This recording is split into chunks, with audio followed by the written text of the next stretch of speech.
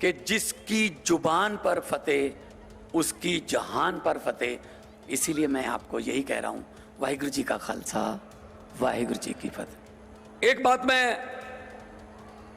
कहनी चाहूंगा, बहुत कम लोगों को शायद पता होगा, ईंट पर हथौड़ा चलाना था। इतना जालिम था सूबा सरहंद, बोला ईंट पर हथौड़ा नहीं चलेगा, चारों घुटने छील दो। चारों घुटने हथौड़े से छील दिए गए। इतना जुल्म हुआ, फिर भी बोले सोनिहाल के जयकारे। आदमी बड़ा सालों से नहीं, और पूरी दुनिया में यहां भी देखा जा रहा है, सुना जा रहा है। सबको मेरा प्रणाम, नमस्कार, सत श्री अकाल। वाहिगुरु जी का खालसा, वाहिगुरु जी की फतेह। ऐसी कुर्बानी की मिसाल दुनिया में नहीं मिलती। यहां पर 9 साल और 7 साल के साहबजादों ने ईन नहीं मानी, हार नहीं मानी। बहुत जुल्म किए गए, लालच दिए गए। उन्होंने कहा दशमेश पिता के लाल हैं और वो साहिबे कमाल हैं। बाबा जोरावर सिंह, बाबा फतेह सिंह, पूरी दुनिया से आज लोग चलकर फतेहगढ़ साहब आ रहे हैं। जहां भी वो हैं वहां गुरुद्वारा साहब में जा रहे हैं। एक बात मैं कहनी चाहूंगा, बहुत कम लोगों को शायद पता होगा, जब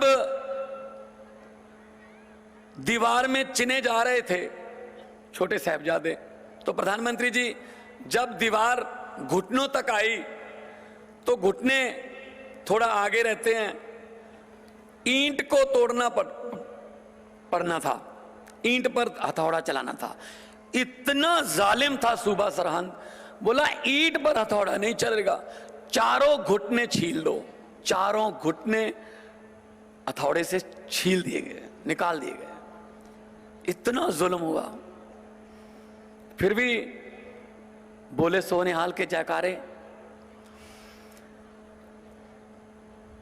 बाबा जोरावर सिंह जी की आंखों में पानी आ गया, तो छोटे साहबजादे बाबा फतेह सिंह जी ने बड़े भाई से पूछा, भाई साहब क्या डर लग रहा है मौत से, आंखों में पानी है? तो बाबा जोरावर सिंह जी ने कहा,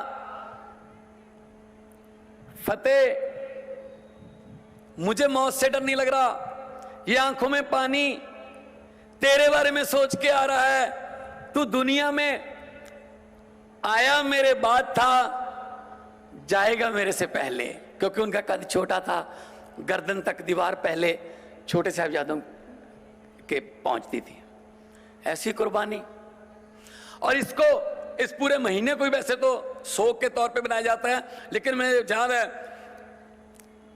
बचपन में मेरे दादा दादी 20 तारीख के बाद चारपाई पर नहीं सोते थे 10 दिन। तो बच्चों के मन में सवाल आ ही जाता है। मैं अपने माँ बाप से पूछता था, दादा दादी चारपाई पर क्यों नहीं सोते? तो उन्होंने बताया कि बेटा ये जो महीना है, ये जो हफ्ता है, ये बहुत ही अफसोस का है। जैसे घर में मौत हो जाए, लोग चारपाई पर नहीं सोते, ये अपने छोटे साहबजादे उनकी शहीदी का हफ्ता है, तो लोग चारपाई पर नहीं सोते, अफसोस मनाते हैं, कोई खुशी का फंक्शन नहीं करते। इसको जोड़ मेल कहा जाता है। जोड़ मेला नहीं, जोड़ मेल।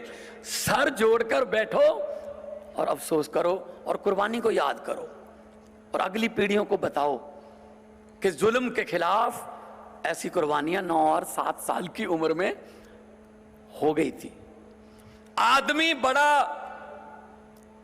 सालों से नहीं, आदमी बड़ा ख्यालों से होता है। ख्याल बड़े थे उनके,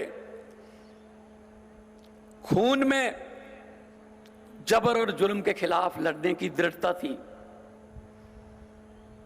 आज हम सभी हमारे योद्धाओं को याद करते हैं। शहीद आजम भगत सिंह, राजगुरु सुखदेव, शहीद उधम सिंह जी का जन्मदिन है आज। क्यों याद करते हैं?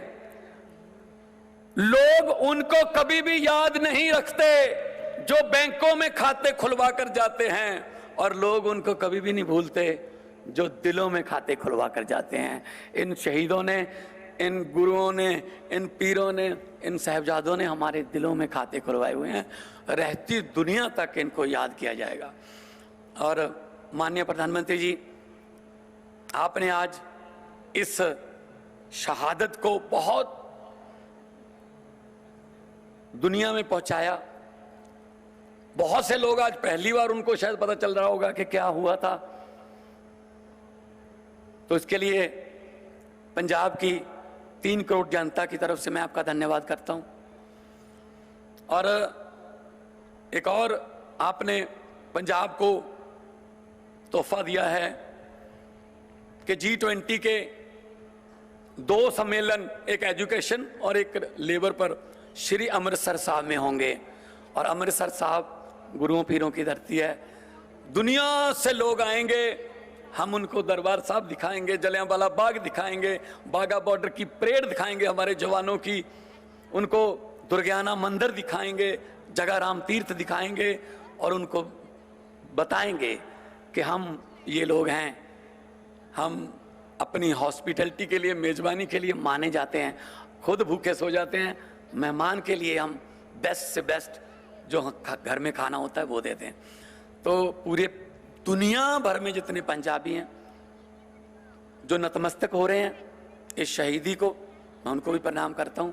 और आपने आज यहाँ मुझे बुलाया, मान सम्मान दिया, मैं आपका आभारी हूं।